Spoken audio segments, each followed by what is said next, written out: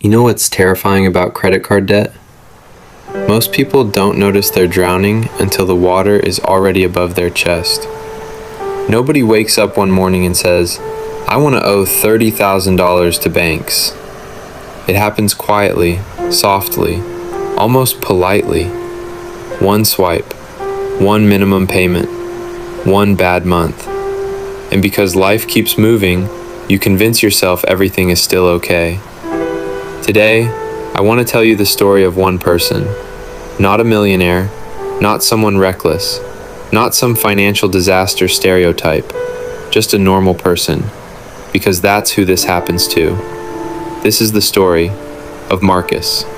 And if you've ever carried a balance on your card, this story might feel uncomfortable, because every number you're about to hear is real, and every stage starts the exact same way, with a debt that doesn't feel dangerous yet. Level 1. $500 isn't a big deal. Marcus is 24. First real job, first apartment, first credit card. The bank gives him a $1,000 limit. He feels proud holding it, like he's officially an adult now. The APR? 24%. But he doesn't care, because nobody at 24 thinks about APR. They think about freedom. The first swipe is groceries, $87, then gas, then takeout, then concert tickets because his friends are going. A month later, he's at $500.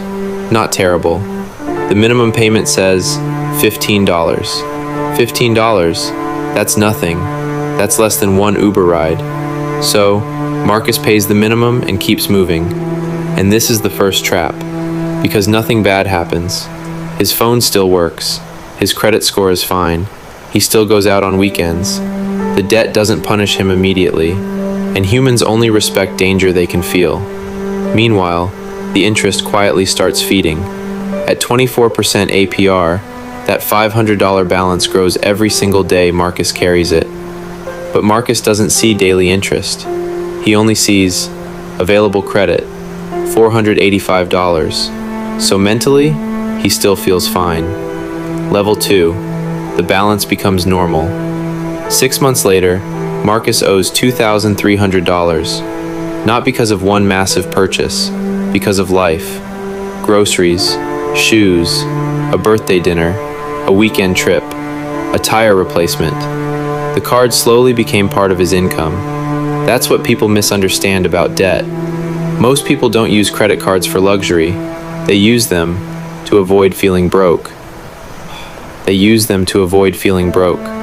Marcus pays around $60 a month now, always on time, always responsible. His credit score actually goes up, which is funny, because financially, he's getting weaker. But the system rewards him for staying inside the machine. And here's the scary part. Marcus starts adjusting psychologically. The debt no longer feels temporary. It feels normal. He stops saying, "I'll pay this off next month." Now he says, "As long as I keep up with payments, it's okay." That sentence right there, that's the moment debt changes from a situation into a lifestyle. Level 3, the emergency. Then life punches him. The car transmission fails, $2,800. Marcus doesn't have savings, so the card takes the hit. Now the balance jumps past $5,000, and for the first time, he feels something. Not panic, pressure. The minimum payments are over $120 now. He notices them. He starts checking his banking app before buying food. And this is where people start doing financial gymnastics. Marcus opens another card. 0% APR for 15 months. Balance transfer approved. He feels smart, like he beat the system. But he didn't solve the debt. He relocated it. And because the pressure temporarily disappears, he relaxes, which is exactly how people stay trapped. Debt loves relief, because relief makes you stop fighting. Level 4, double digits. Marcus is 29 now. He owes just over $10,000. 3 cards, one almost maxed out. Minimum payments? Around $300 every month. And here's the brutal reality. Most of that payment disappears into interest. Marcus works all month just to barely move the number. This is the stage where debt becomes invisible emotional weight. It changes how you think. He avoids checking statements. He delays investing. His coworkers talk about stocks and retirement accounts. Marcus nods like he's interested, but privately, he's trying to survive till Friday.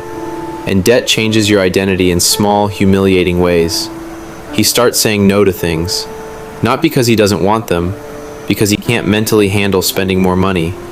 Every purchase now comes with guilt attached, and yet somehow the balance still grows, because shame doesn't automatically create discipline. Sometimes shame just makes people emotionally exhausted. Level 5, The Secret. At $20,000, Marcus stops telling the truth. His girlfriend asks, "How bad is it really?" And he says, "It's manageable." But it isn't. The minimums are crushing him now. Some months, he pays one card late to cover another. Collection calls begin. Unknown numbers create anxiety. He loses sleep. Not dramatic movie scene sleep loss, the real kind. The kind where your brain keeps calculating numbers at 2 a.m. And this is what debt does that nobody talks about. It steals attention. You can still smile, still go to work, still post online, but mentally, part of your brain is always occupied, always running in the background, always counting. Marcus looks into debt consolidation.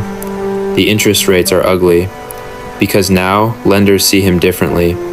The higher the debt climbs, the fewer escape routes exist. That's the cruel design of it. Level 6, Breaking Point. By 34, Marcus owes $37,000. And this is where the math becomes terrifying. He isn't fighting purchases anymore. He's fighting interest itself. Almost $900 a month goes toward minimum payments. That's rent in some cities. And here's what makes this level emotionally brutal. Marcus is not lazy. He's not irresponsible. He works full-time, sometimes overtime. But compounding interest is stronger than effort when the numbers get large enough. That's what people fail to understand.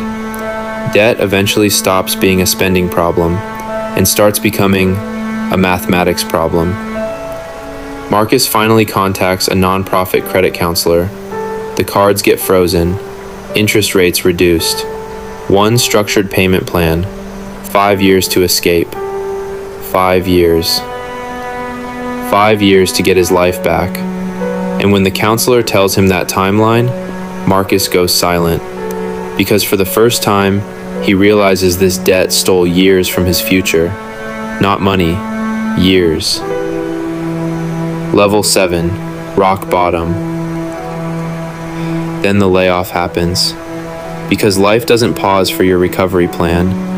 The income disappears, the balances don't. Interest keeps arriving every month like clockwork. By the time Marcus finds another job, he's crossed $50,000. And now, bankruptcy enters the conversation. Not as a headline, as a real adult decision. He sits in a lawyer's office staring at paperwork, trying to understand how a kid who once owed $500 ended up here. And this is the moment almost everyone says the same sentence. I should have taken it seriously earlier.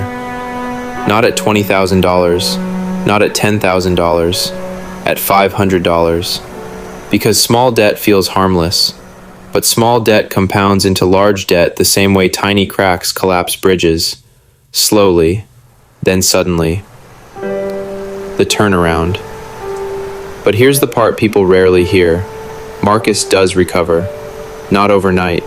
Not through some magical side hustle. Not because he watched one motivational video. He recovers because he finally changes his relationship with debt. He stops treating minimum payments like success. He cuts expenses brutally, sells things, works extra shifts, learns budgeting, builds an emergency fund. Most importantly, he stops borrowing against his future to survive the present. And little by little, the number falls. $50,000 becomes $42,000, then $31,000, then $18,000. Then one day, for the first time in over a decade, Marcus opens his banking app and sees $0 owed. And do you know the strange thing? The biggest emotion isn't excitement, it's relief, pure relief. Because debt exhaustion is hard to explain unless you've lived inside it. Credit card debt doesn't begin as a disaster. That's why it's dangerous. It begins as convenience. That's why people underestimate it. A few dollars here, a minimum payment there, a promise to fix it later. And later arrives faster than people think. If you're carrying debt right now, this isn't about shame. Millions of people are fighting the same battle silently. But silence is where debt grows strongest. The earlier you face the number, the easier the climb back becomes. Because every person who escaped overwhelming debt started the same way. One payment, one sacrifice, one decision. Exactly where the problem started. One choice at a time.